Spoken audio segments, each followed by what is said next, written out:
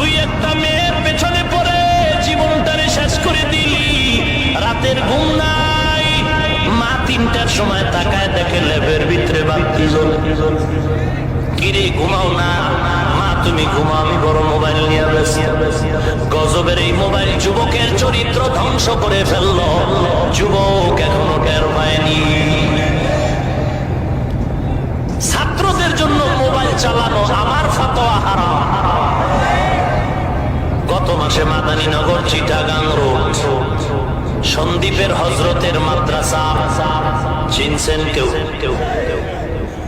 পুরা মাদ্রাসায় অভিযান চালাইয়া 3 লক্ষ টাকার মোবাইল এক জায়গায় জমা করে আগুন দিয়ে পুড়ে ফেলা হয়েছে। এরপরও খোঁজ নিয়ে দেখো ছাত্রের অভাব নাই, রাতের বেলা কান্নার অভাব।